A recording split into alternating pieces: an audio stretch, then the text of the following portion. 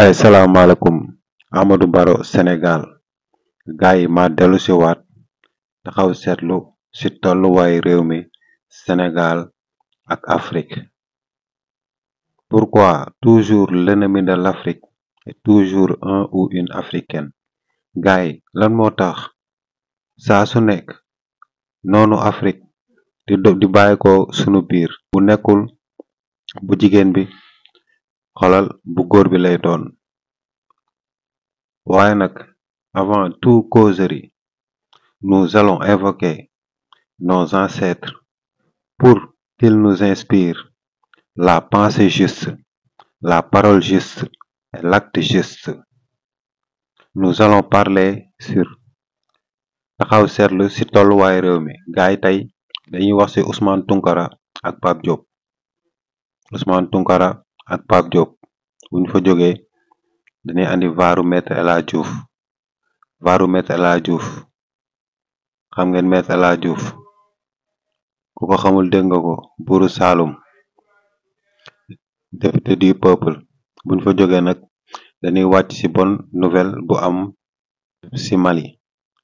waaw dañuy déglu nag benn analyse benn patriote malien bu important boo xamante ne dina ñëw andi ay explication.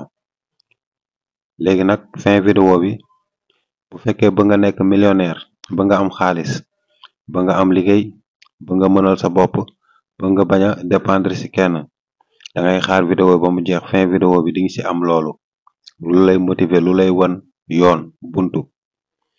kon reste jusqu'à la fin de la vidéo, c'est garanti les gars. Amadou Baro Sénégal, Ousmane Tounkara vs Pape Diop, VAR de Maître El Hadji Diouf.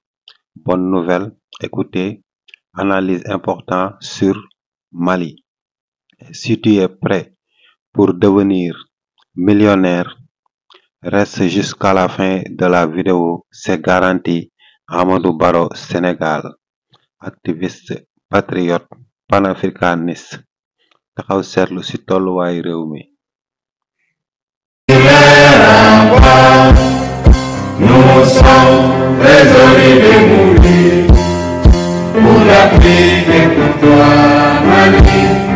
Notre drapeau sera libre. Bon, si tu m'envoies un message encore, dinaa la jongal. yow ku ñàkk jom nga.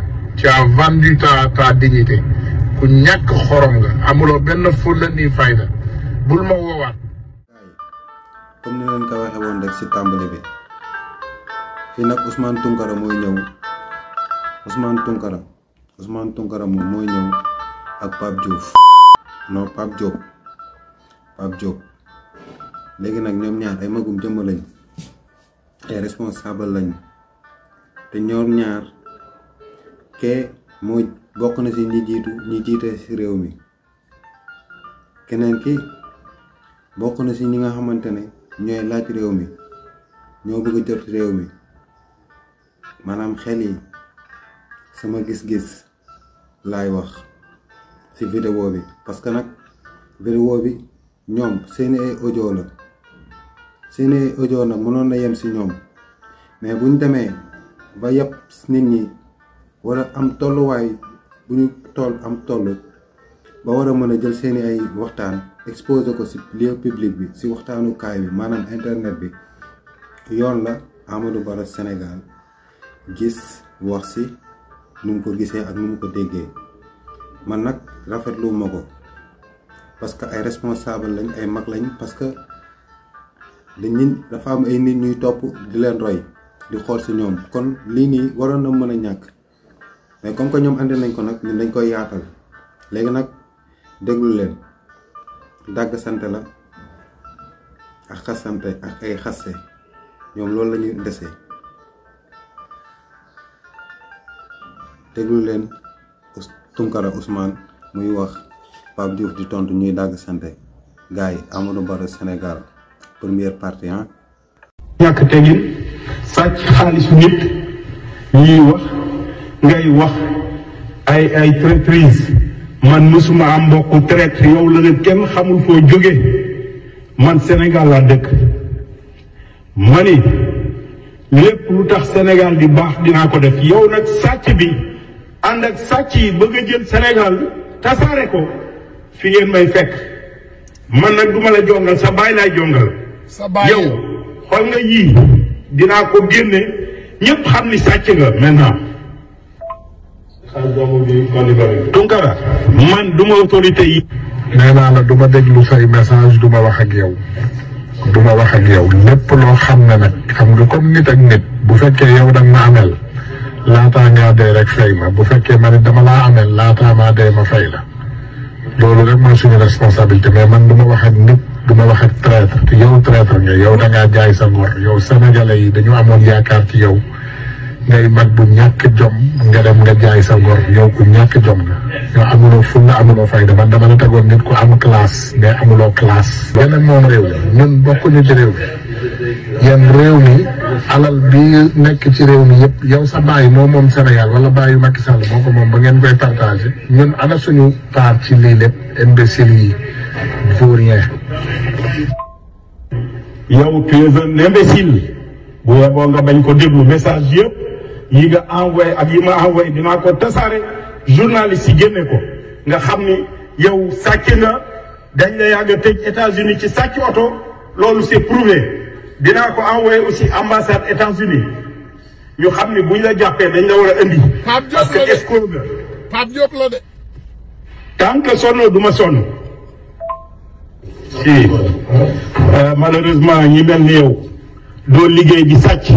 moo tax nga naan ñu partagé réew mi ana suñu part boo bëggee part da ngay liggéey mais doo nekk sàcc États-Unis di sàcc Sénégal yow doomu xaram nga ju bon a bon a bon yow foofu ngay nekk di wax mais doo ñëw Sénégal boo ñëwee Sénégal ñu dugal la sa delloo la sa càppayaay. Pape Diop mooy saaga ni de. je m'en fous de ça xam nga nit ñi yow yaa xamul man faalewu ma loolu yow yaa faale loolu man damaa nëbbatu bay xaar journaliste bu ma tasaareel yow am nga jom wala am nga fulla je m'en fous tasaareel lépp man du ma nëbbatu man du ma def lu jubul yow yaa ñàkk jom rek man nit ku jub laa je m'en fous tasaareel lépp Mali Mauritanie Paris Belgique fépp man damay tappalekat comme yow ñàkk xorom.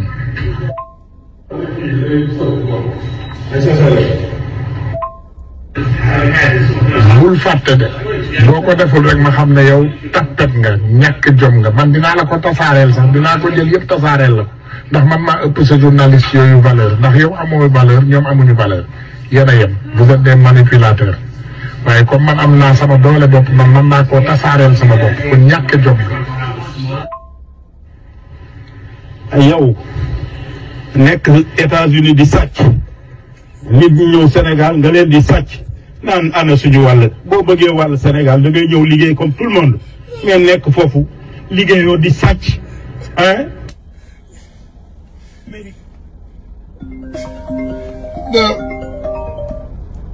sàcc xaalis sénégalais yi nekk di mais yow boo sonul du ma son man yi ngeen di def faalewu ma ko yaag ñi koy def man maa leen gën fuuf gën leen a bëgg Sénégal te li ma def Sénégal sax doo ko def sa baay du ko def waaw nga continuer nag nekk di sàcc ak di traiter les gens de traite bu ñu demee Sénégal maag yow sa famille ak sama famille ñu xam kan moo ciy traite kenn xamul foo jógee da nga toppatoo loolu ba pare ak ku la jur.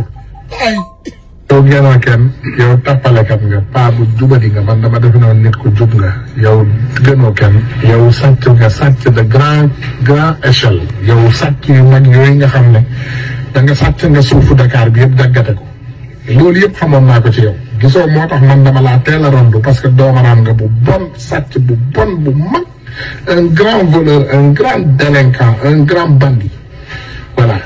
d'accord man sax man ngaa ne peut-être sàcc naa américain xam nga loolu nga wax te loolu sax da ngay fen man xam nga boo waxee loolu sax tane na ndax man au moins sàccuma li ñëpp bokk yow ñi ñëpp bokk ñu dénk la ko nga sàcc ko un vieux vandard bandit comme toi un vagabond un traître xam nga loolu si li yàlla sàkk ci àdduna bi traître ci gën a bon yow nga xam ne sàkket maam sax xaw ma kan moo fexe ba xaw ma foo jëlee sax ndeysaan sa parrainage ba mën a jàll tappale bi lépp ay tappale la l'argent que tu as reçu on le connaît hôtel bi nga am fële ci Saint-Louis ci tappale xam naa lépp je connais tout lépp dinaa ko bombardé ku ñàkk jom ah.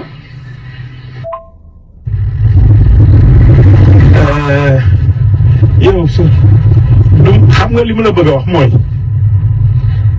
ni ngeen nekkee ci réseaux sociaux yi les truands là surtout yow nga xam ni sàcc nga ñi ci des sax xaw ma leen mais yow sàcc nga États-Unis xam nañ ni sàcc nga mais man danga maa sàcc tant que sonnoo du ma sonn nag dinaa la wax benn affaire man peut-être sénégalais yi ñu bari xamuñu ma mais xool nga fitu gaynde laa yore bu leen defee ni wax ju ñaaw ko wax mu delloo la ko d'autant plus que da nga ma yoreel sama digganteeg yow ak yàlla xam nga nag ma yoreel bëgg a wax yu ñaaw waxu tappale waxu fen sàcc du def noonu alors réew ma boo fa bëggee place da ngay ñëw ci réew ma nga jub jaar fi nga war a jaar waaye yow sàcc nga mënoo nekk Sénégal bëgg a jaar ci ay tappale pour am dara.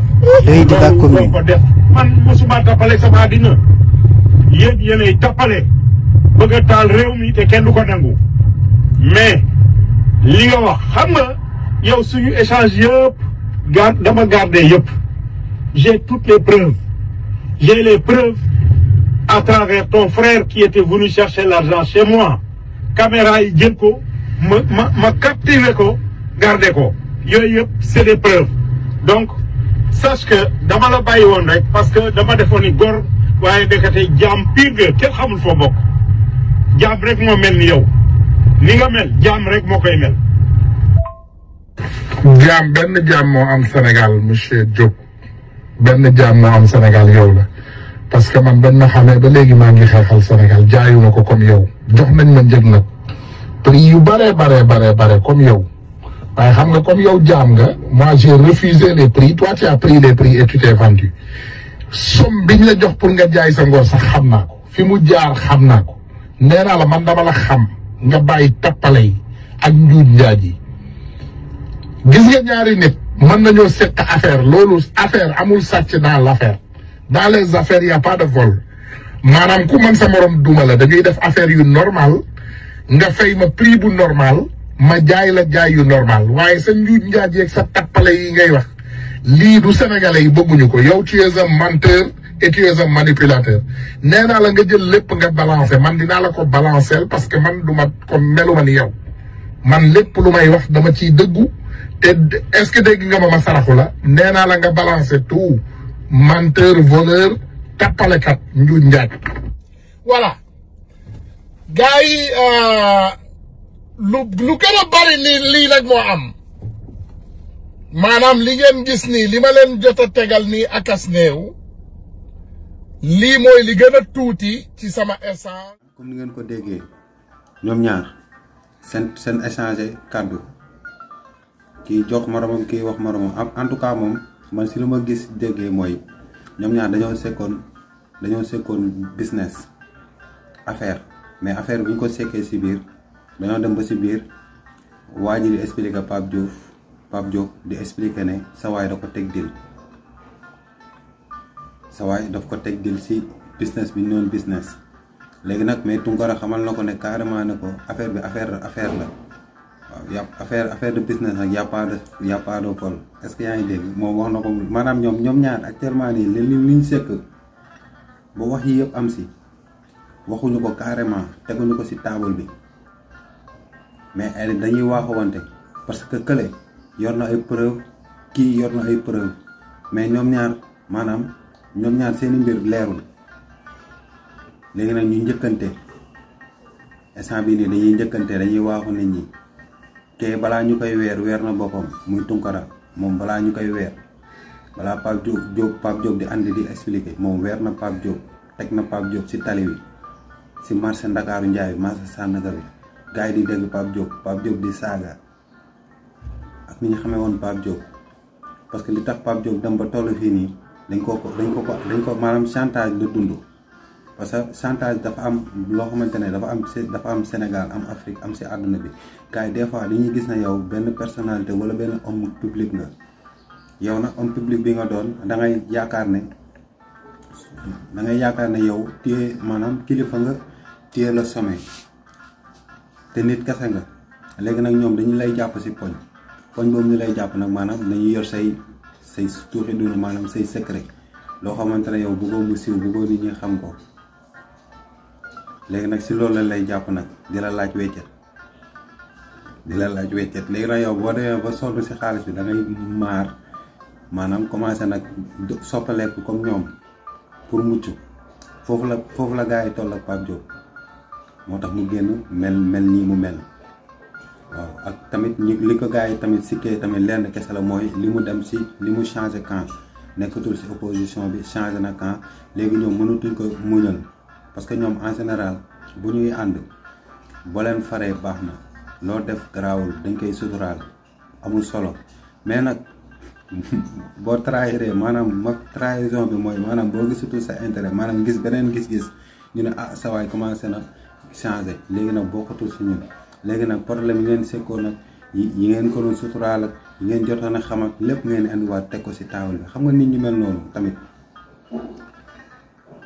doo comprendre yan xeetu idée la ñu am quoi pour war ko mën a teg développer ko pour ne dañuy diriger réew mi parce que ñoom jàpp nañ ne diriger réew mooy lan muy weerante xasante révélation te alors que affaire yi dépassé na niveau boobu parce que jamono jii nii yow jamono jii ñuy wax xoolal maliens yi jamono jii ñu ngi xoolal yóbbu français yi cour pen xoolal Nations Unies sécurité porter plainte lan leen def mooy ba Aïssata Tall Sall di jéem a ndëppal si suuf gars yi foofu lañ toll jamono ji Afrique dañoo war a doon benn bloc yéen a ngi dégg ay activistes yi ngeen di teg nii activiste double nu ñu koy waxee activiste kenn xamul ay ban xeetu activiste moo nekk nii waaw activiste dans la vie du nii waaw activiste gars yi doy na waar si jamono ji ni ko gars yi di gisee ak ni ko gars yi di doxalee waaw mais nag yàlla baax na li si kanam raw li bët Amadou Ba Sénégal ñu yeggali vidéo bi mu jeex ñu song deuxième partie bi. Waji Diop ba mu décidé jaay ngoram nee na moom léegi traître la ca laa commencé ca laa ko daggee fépp ma ne ko bëggatuma am benn correspondance nag ak yow parce que man dama bokk ci réew mi yow nga bokk ci réew mi yàlla def yàgg nañoo dugalante yàgg nañoo def ay affaire mais comme toi tu es devenu malhonnête bëgguma sekk ak yow dara léegi nag loolu naqari Waji Diop Waji Diop a ngi balancé ay audio Waji Diop a ngay saaga Waji Diop a ngay xataraayu Waji Diop a nga bëgg a rey boppam waaye jàpp leen ko damay ñaan mbokkam yi rek ngeen jàpp ko yóbbu ko faan comme ça bu mu xaru ndax ñun ay patriote lañu te dañu am fit ñun ragalunu l'œil de la commune la lépp lu ñu wax ak doomu aadama dañ ci am preuve te mën nañ koo génne te li ma génne nii mooy li gën a tuuti ci sama discussion ak moom ëpp na lii xam leen ne lii 10% la beneen 90% bi mi ngi toog ba léegi voilà ñu ngi leen di dégg nag xam nga dañu leen ne Sénégal il faut mu jub il faut mu jaar yoon léegi nag ku décider def sa yëfu doomaraam il faut nga xam ne que dinañ ko génne pour sénégalais yi dégg ko ñun négocier wuñu lépp loo ma amal wala loo ma xamal génne ko ñun nekkuñu ci ay négociation nekkuñu ci ay tappale comme yow nekkuñu ci njuuj njaaj comme yow da ngaa décider jaay sa ngor nga décider bëgg a jël alalu Sénégal mais Pape Diop on te connaît ñun xam nañu la ñun xam nañu looy dundee xam nga nit ñi ñoo la xamul dañu leen ne dañu ne sénégalais yi arrêtez d'être décomplexé sénégalais dafa complexé mais bàyyi leen complexé gëm leen seen bopp doomu aadama da ngay gëm sa bopp waaye nit boo demee ba sonn nga jël sa ngor jaay ko jël yu bon yi nga xam ne moom nga lijjanti yépp ci Sénégal nga bëgg ñoo tuur lëndëm ñu on te connaît yow amuloo sax parrainage bu doy yow Pape Diop ban juróomi nit ñoo lay votel toi on te connaît xam naa la dama la ne xam naa la xam sa secrétaire particulière xam say soxna xam say doom on te connaît yow xam nañu la dañu la xam ci Sénégal lañu bokk comme yow dañu xamante. On a fait beaucoup d'affaires dans notre vie dañu xamante. Des gens qui se connaissent. Man manuloo maa menacé. Man manuloo maa tiital. Da nga comprendre rek gone nga. Xam nga nit mën naa nekk mag nekk gone. Yow da nga nekk mag mais gone nga. Sa xel bi moo dul dox. Xam nga Sénégal li ngeen di ruumandaat yëpp li ngeen di lijjanti yëpp yow da nga bokk ci système bi da nga bokk ci ñooñu nga xam ne da ngeen bëgg vraiment da ngeen bëgg parti 3e mandat bii di ñëw. Ndax xam ngeen ne bis bu ñu jëlee réew mi sàcc yëpp dañ leen di dugal prison man bu ma nekkee sàcc bis bu ñu jëlee réew mi may jiitu prison. dégg nga sawaay lu mu tegati nee na Sénégalais yi Tunkara nee na Sénégalais yi yéen di gën a complexé parce que comme ni mu leen ko waxee woon rek ñaari xarit lañu woon yu doon ànd sekkoon àdduna di demalante di dikkalante ñu dem nag ba benn jamono ñu changé kee gis beneen yoon bu bokkut ak yoon bi kee doon dem kee ne ko nag comme que doon nañ ba toll fii ànd toog man kon dootuma sekkateeg yow dara lépp lu ma sekkoon ak yow dama koy arrêté léegi nag keneen ki kasa des ne ah sawaay lii man duma ko mën a muñ léegi nag ñuy xuloo boobu nag ñuy xuloo moom lañ dem ba andi si table bi si maanaam marché public bi parce que waa ji nee na moom jamono ji affaire yi même bu nekkee 100% 10% kese des andi des na 90% mooy Tunkara léegi nag man dama gis ne affaire bi escroc la benn escroc la ak benn manipulateur ñooy xuloo un escroc et un manipulateur ñooy xuloo waaw léegi nag kan mooy escroc bi ak manipulateur bi yéen public bi kooku yéen laa koy bàyyeel ñu song deuxième partie bi nag dañuy dëkk ci maître El Hadji Diouf dañ ko andil VAR maître El Hadji Diouf VARam la gaay di teg xam nga maître El Hadji Diouf moom ndeysaan moom yàlla da ko nattu ba pare mu nangu nattu bi di dox ak nattu bi parce que jàmbaar la guerrier la parce que lii muy dund am na ñoo xamante ne bu leen xawoon arrivé dootuñu mën a dund bii ñuy dund mais waa ji ba tey dafa nekk taxaw siggi di wax li muy wax di affronter Sénégalais yi nekk biir Sénégal gars yi loolu dafa am solo tey bu ko neexee wax lu ko neex ak lu mu yëg ak lu mu gis mais teewul mi ngi biir Sénégal mais ñun gis nañ ñoo xamante ne tey seen fit bii ñu yor dañ ko abré nekkul ci ñoom waaw nekkul ci ñoom parce que nekkuñu ci réew mi kenn jotewul ci ñoom sori nañ nit ñi des fois ñenn ñi wéetaay moo leen di dal ñenn ñi dañuy siisu waaw ba pare bëgg bokk waaye nag li ci kanam rawari bët Amadou Barrow Sénégal ñu xool El Hadji Diouf VAR. expliqué je vous ai dit. man du ma dog kenn may na ma leeral. d'accord fi ngay jëm kat moom. waaye léegi ñaari pistolet yi laa expliqué dama bëggoon xam nga enquête mooy leeral yëpp. damay toog di ko xool buy fen mu di ko xool buy fen ba ne kii ma defee Fann kii buñ ko hospitalisé wul clinique Moussa Diop Fann. defe nu loolu erreur lañu def. da bëgg wax mu ne boo waxee jënd ay pistolet. mais il est massé. may ma waaw mais comment il sort les pistolets de son teg ma may déglu ma dafa jël pistolet yi teg ci li ma wax. ok d'accord. attention Adji Sarr laa dem laaj ko li ma dégg mu ne ma sëriñ bi waxul dëgg. barke alxuraan la ma kon dafa weddi sëriñ mu ne ma weddi naa ko sëriñ bi rusul na ma toroxal na ma parce que moom lu may waxee moom lii ma sos. il a des experts am logiciel am expert en phénologie mooy fen dañoo fen ba nëpp. de Adji Sarr laaj naa ko Adji Sarr mu ne waxul dëgg bu ne weddi naa sëriñ bi dafa sëriñ bi rusuloo na ma. mosoo wax ne Sonko est coupable lan moo tax contradiction boobu noonu ci say kàddu. loolu la première question. d'abord la question est très mal posée parce que tu ne comprends rien. d'accord ba tey. dama bëggoon leer dama ni tey laa wax lu leer ni bëccëg mais dans la presse maintenant il y a trop de corrompus moo tax ma ne la fii nii tey ci quartier général mosuma fi wax ni Ousmane Sonko moo violé Adji Sarr loolu da laa wax fekk ñu bëgg moo wax loolu pour ëllëg bi convoqué na conseil de l'ordre kooku position noonu la. ah dañ laa bëggoon pousser nga wax li nga xam. waaw comme waxoon naa lu mel noonu ñu bëgg ni yaa ko fexe léegi fii ne moom waxuma fi loolu. daal di dina tuuma du dëgg. ki tàgg bi laa dina tuuma ndax bu ma ko waxaatoo ñu convoqué na conseil de l'ordre. d'accord. ndax actuellement y a le secret de l'instruction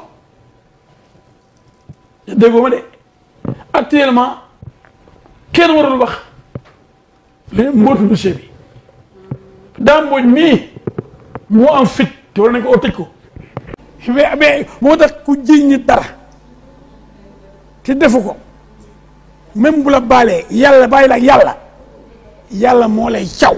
moo tax procès bi sax yow tam nga war si mën a def nànk. ko loolu taalibe Sonko boo kan la. non du ma taalibe Sonko de. yow.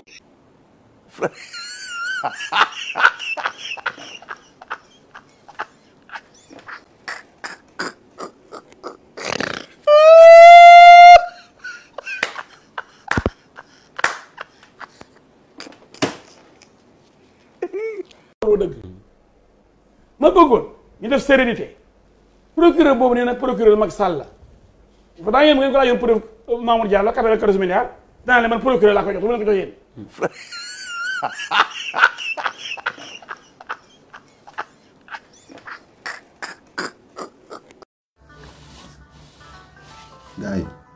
gaay bu ñu génnee si baaru El Hadj Diouf bi ñu génn Sénégal xooli situation bi am Mali ndax Mali jamono ji 49 mercenaires yi ñu jàppoon Assimi Goïta daf si libéré ñett ñii nag ay jigéen lañu mais si biir libération ñett yooyu am na si ay jàngat ak ay gis-gis yu si patriote benn patriote dama koy wax panafricaniste africain bu si andi gis-gisam nag ak ay wax yu doy waar tamit yu am solo yoo xamante ne jar nañu bàyyi si xel léegi nag moom day yaatal si vidéo bi bu yaatalee nag si vidéo bi ba jeexal après dina leen wax nag comment devenir millionnaire naka ngay def ba am xaalis fii Sénégal bu fekkee bëgg nga doon millionnaire pare nga dernière vidéo bi si loolu lañ leen di won léegi nag dañuy dugg directement rek waa ji tàmbali rek développé gars yi pour ñu bañ a jël seen temps. Nous sommes désolés de mourir pour l'Afrique et pour toi, Mali.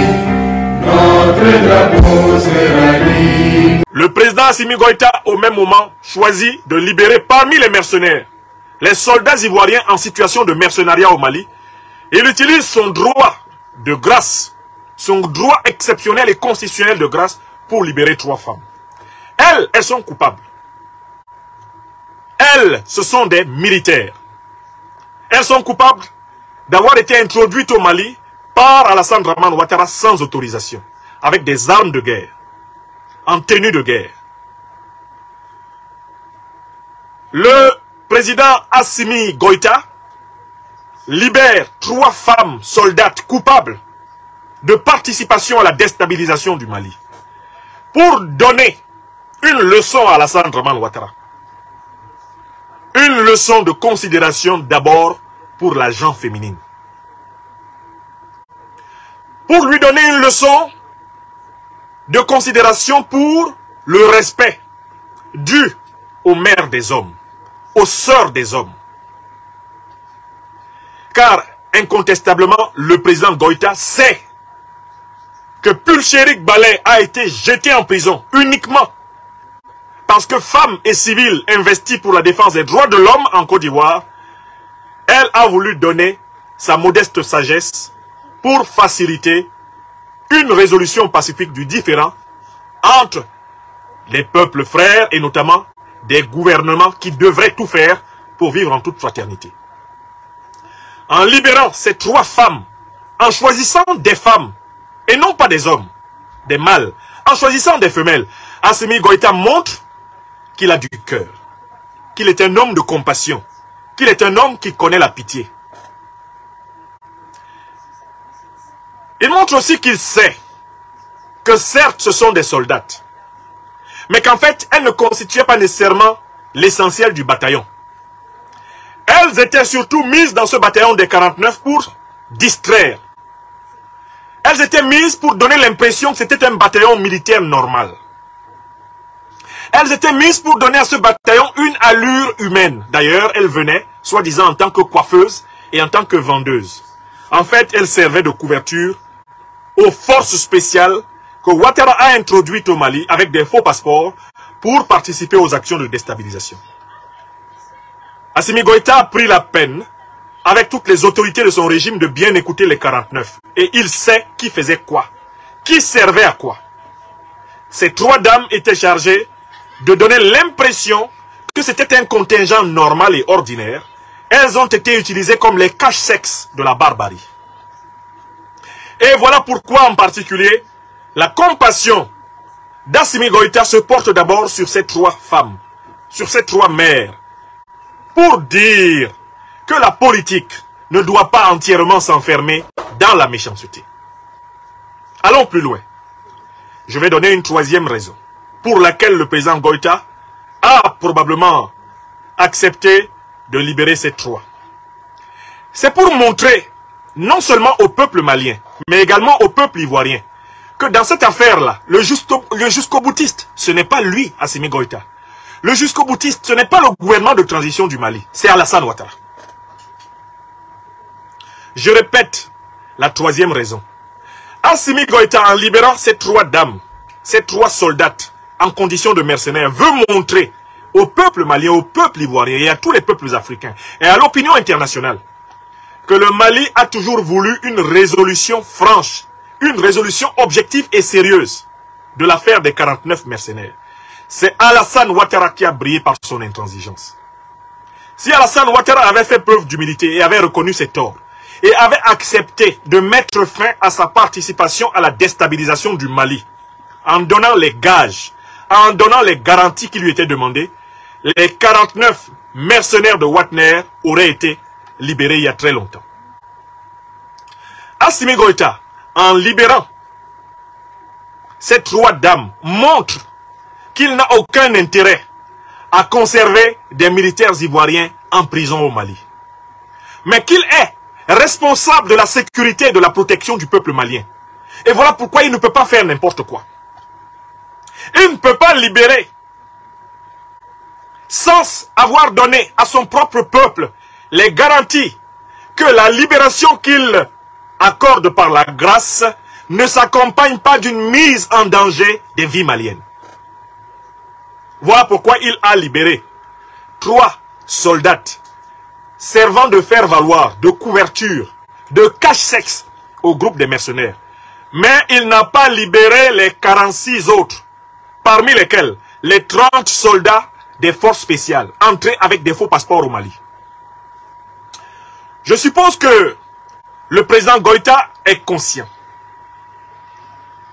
qu'il va falloir que la justice aille jusqu'au bout, clarifie le rôle de chacun de ces individus, les plans qu'ils avaient. Il va falloir que la justice malienne sache ce que sont devenus les 7 précédentes rotations introduites par Alassane Ouattara au Mali dans les mêmes conditions frauduleuses.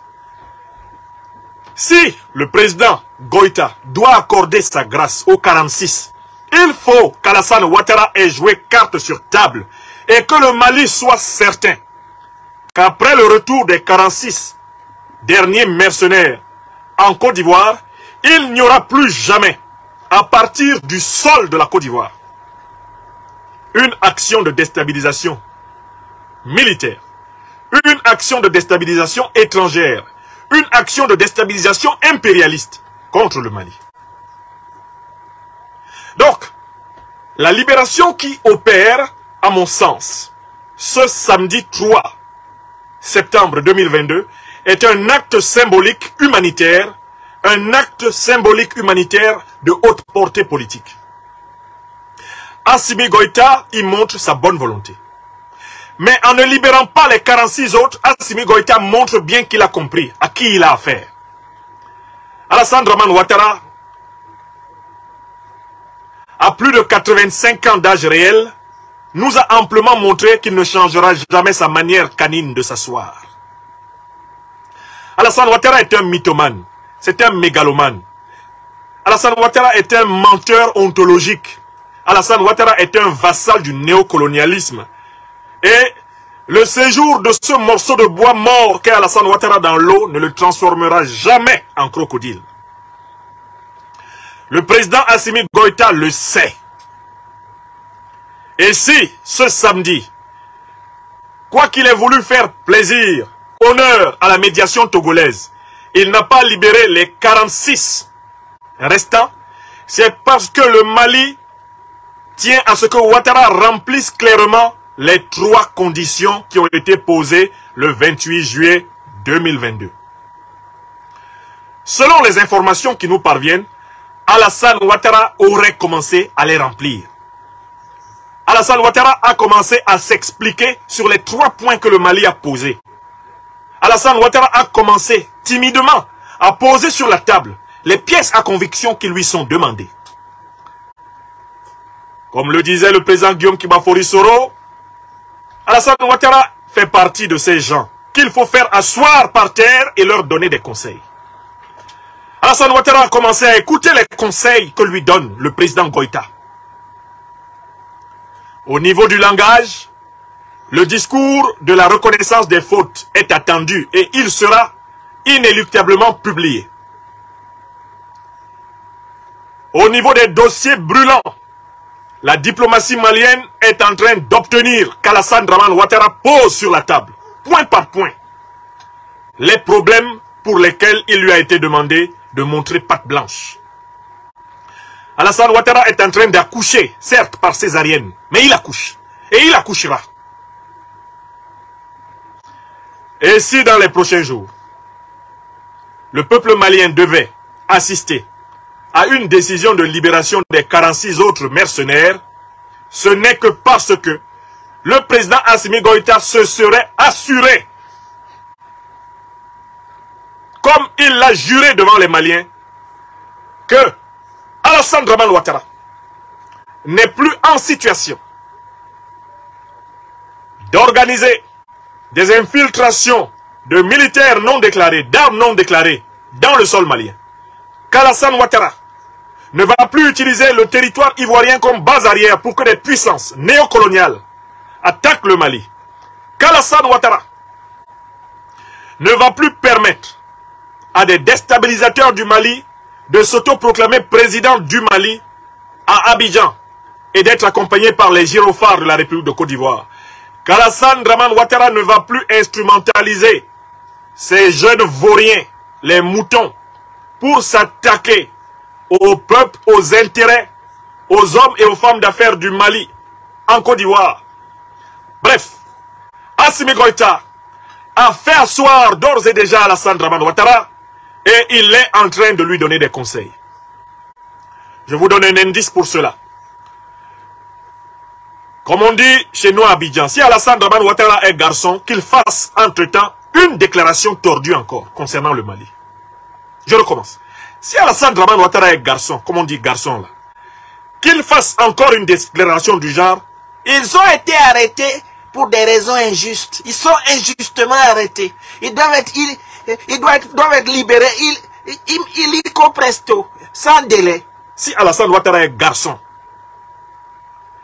qu'il parle encore comme ça. On attend les prochains communiqués du Conseil national de sécurité. On attend les prochaines déclarations du chef d'état-major de Côte d'Ivoire. On attend les prochaines déclarations. Si Alassane Ouattara est garçon, qu'il reste sur sa ligne de mépris affichée contre le Mali, tel qu'on l'a vu dans son discours du 6 août. S'il est garçon, qu'il parle encore. Ce que le Mali est manifestement en train d'obtenir, c'est qu'Alassane Dramane Ouattara va la fermer et pour toujours. Parce qu'il sait que le Mali le tient. Parce que le Mali a les preuves. Qu'Alassane Dramane Ouattara est un agent majeur de la déstabilisation qu'il a subie. Qu'Alassane Dramane Ouattara est le bras du néocolonialisme de l'impérialisme occidental en Afrique de l'Ouest. Le Mali en a les preuves. Et parmi les dossiers explosifs qui doivent être exposés au Conseil de sécurité de l'ONU, il y a des dossiers qui concernent Alassane Ouattara. Alassane Ouattara le sait. Voilà pourquoi vous allez observer, il va baisser le ton. Et là, je voudrais conclure. Est-ce parce que Ouattara va baisser le ton qu'il va changer? Wallahi billahi talahi, Ouattara ne changera jamais. Il va baisser le ton le plus longtemps possible pour obtenir la libération de ses mercenaires et il va recommencer autrement. D'ailleurs, il est en train de continuer autrement. Alassane Dramane Ouattara a déjà vendu son âme. Il n'a pas de problème pour son âme, comme l'a dit le doyen Doumbi Fakoli. Alassane Dramane Ouattara a promis de garantir les intérêts du néocolonialisme occidental en Afrique de l'Ouest. Il a même appelé à l'installation d'une base militaire américaine en Côte d'Ivoire. C'est un vendeur d'Afrique. C'est un bradeur d'Afrique. Alassane Ouattara est un ennemi de l'Afrique. Personne à Bamako ne peut dire qu'il n'est pas vacciné contre les mensonges de Ouattara. Donc Ouattara va faire profil bas, le temps d'obtenir, croit-il, la libération de ses mercenaires. Mais pendant ce temps, il va s'organiser autrement pour déstabiliser le Mali. Car la mission qui lui a été assignée par ses maîtres est une mission irréversible. Si jamais il renonçait à cette mission, ses maîtres le renverseraient. Voilà pourquoi je voudrais maintenant attirer quand même l'attention de l'opinion malienne et des autorités maliennes sur la figure de Damiba.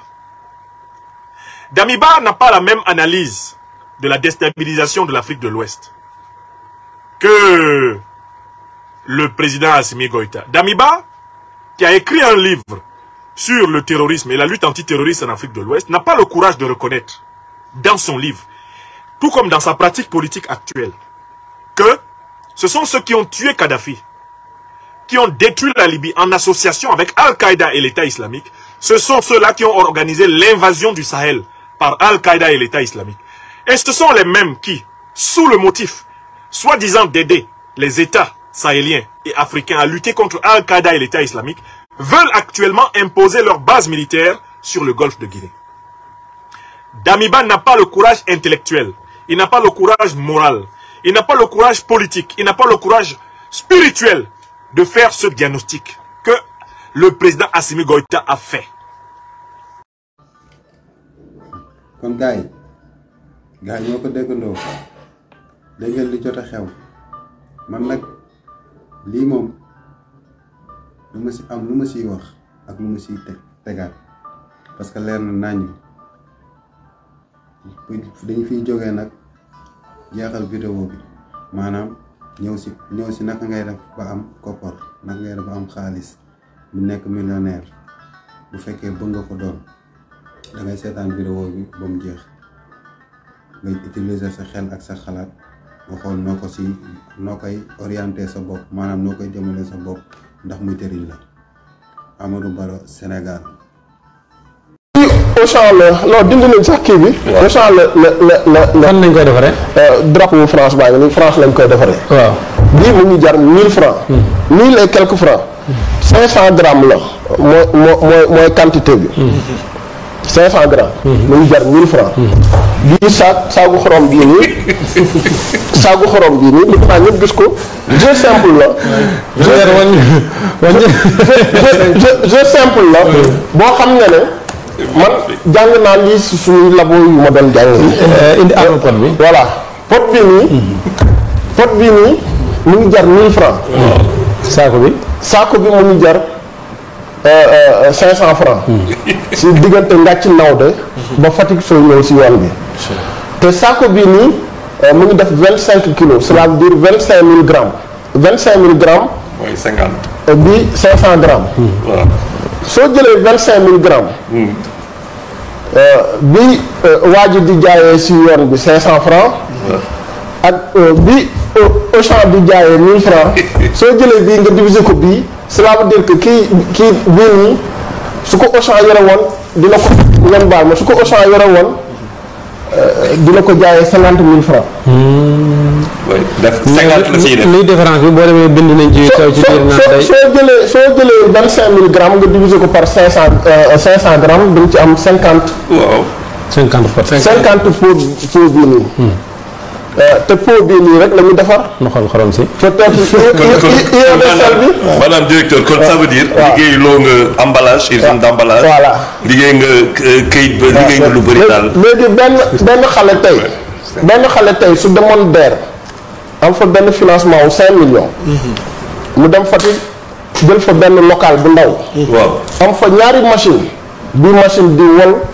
beneen bi di emballé. yoo xam ne ne jaruñ sax 5 millions ñaari machine am benn designer ou benn infographiste bu ko defaral. je pense que li ngay wax ni existé na xaw ma nag ba xam parce que li nga c'est aussi bien peaufiné que tu le dis mais am na une certaine dame Awa Sarr. waa DER financé woon nañ ko pour mu nekk ci xorom si.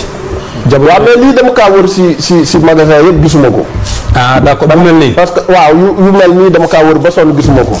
benn jeune bu jëloon benn magasin bu ndaw. def fa ñaari usine bii muy dëbbu xorom bi beneen bi muy def emballage bi dina am si pot yii nii dina si am 50. waaw léegi nag pour mu traiter pot France bi ñëwati France. waaw état bi war na ko dimbale. si tactique intelligente bu ñu def par rapport ak Auchan. mais deuxièmement au lieu mu jaayee ko 1000 francs comme Auchan. da koy jaayee 500 francs. kay wàññi su ko jaayee 500 francs cela veut dire que ne au lieu mu koy jaayee moom saako xorom bi 25000 francs 50000 francs da koy jaayee 25000 francs. 25000 francs fekkee ne moom réussir la jaay fukki saak yu mel nii. oui. par jour. 250 000. par jour mois bi 7 millions 500 mille la. loolu su jëlee 2 millions 500 mille yi mën na nekk.